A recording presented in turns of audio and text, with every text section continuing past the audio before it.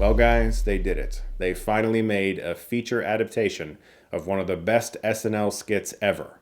Mark Wahlberg talks to animals. So you're a dog, right? What's that all about? Okay, well, it was great to meet you. Say hi to your mother for me, okay? Arthur the King is directed by Simon Cellan Jones and stars Mark Wahlberg. This is their second film they've made together after The Family Plan from Apple TV+. And this is inspired by a true story about an adventure racer who adopts a stray dog named Arthur to join him in an epic endurance race. But I also want to give a big thank you to the sponsor for this video, BetterHelp. If there's one thing that pretty much everyone I know has in common, it's that the past few years, ever since COVID, have been very stressful. And even before that, I think we're in this time period where a lot of us are very tense. With the strikes last year, a lot of people I knew were out of work. It was a very stressful time. And for me, getting a movie finally made, becoming a father, the strikes, of course, and maintaining the channel, it's a lot to handle. And that's why I'm very happy that I've been able to turn to something like BetterHelp. BetterHelp connects you with a licensed therapist who is trained to listen and give you helpful, unbiased advice. First, you go to their site. You can use my link, betterhelp.com/Chris Stuckmann. You answer a few questions, and BetterHelp will match you to a professional who has years of experience helping people with struggles just like yours.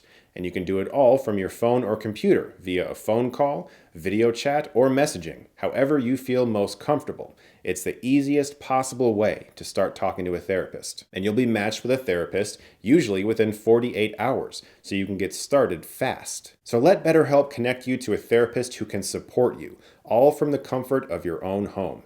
Visit betterhelp.com/Chris Stuckmann, or you can choose my channel name, which is just my name, during sign-up and enjoy a special discount on your first month. That link is in the description below. That's betterhelp.com/Chris Stuckmann. Thank you so much to them for sponsoring this video. Before the race begins, and Wahlberg is talking a lot about a race that he ran before that didn't end well for him, and how he feels like this might be his last chance to really prove himself as an adventure racer, those sequences basically encompass the first act of the movie. He's looking for financing. He's trying to partner up with people like Simu, who plays an Instagram model who also goes on these races and really wants to take a lot of selfies while he's doing it. But they're also cutting back and forth to a stray dog that's being mistreated, that's wandering around trying to find food, that doesn't have a home. This portion of the movie felt very made for television, or I guess you could say made for streaming. For whatever reason, that goes away once the race starts. As soon as they're out there running through the forest and zip-lining and going on kayaks and climbing mountains, that's where the film actually begins to feel like a theatrical movie, and that's where it really picks up for me. And it starts to get better once the dog shows up and Wahlberg teams up with this dog who seems to be warning them away from danger and has a strange sixth sense knowledge of where everything is. That portion of the movie works very well. The race itself is fairly riveting, and once the race began and text came up on the screen that said the Jungle Trek portion was 29 miles long, I just said I can't even imagine that. I mean, if Love Lies Bleeding was the weight training, Arthur the King is the cardio. While watching these people, I was like, I have no idea how anyone does this. In like a couple days, how you run through a forest, climb a mountain, zip line, kayak, all of this insanity, and somehow don't just keel over dead. I also really like that the actors really did seem to do the vast majority of their own stunts for this adventure race sequence.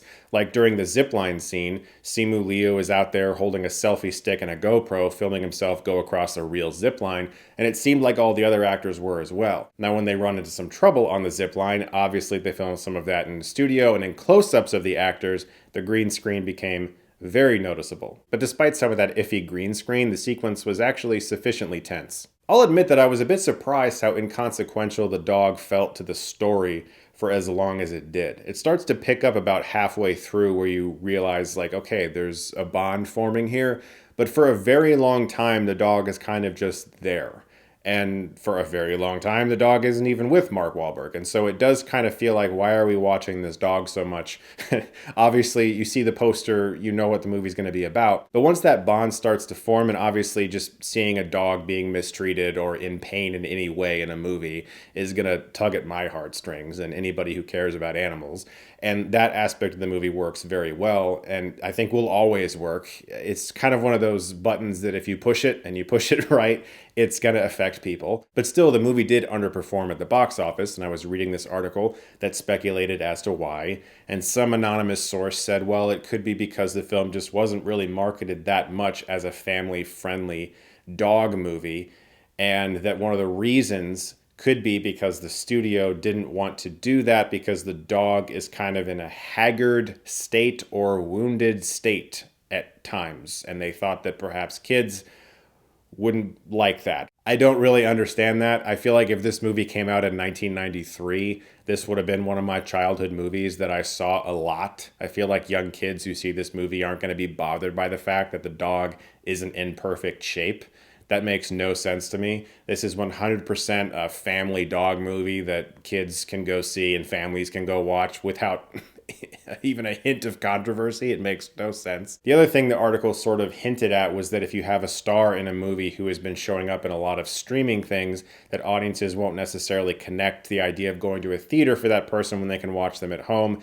That kind of makes sense. Mark Wahlberg was in Infinite, which was a streaming movie. So it does kind of feel like a hybrid made-for-TV streaming movie that's also in theaters, because the second act of the movie, which is largely just the race itself, really feels theatrical and feels big. It's the bookends of the movie that don't. All that's to say is that this is a very heartwarming movie about a guy who was helped in a race by a dog, and it's cute and it's adorable, and I think that families are going to enjoy it. Do you have to run out to the theater to see it as fast as the characters in this movie run through the jungle? No, but it is still a very enjoyable movie that you can check out one day. Guys, thank you so much as always for watching. Look forward to more videos very soon, and if you like this, you can click right here and get Stuckmanized.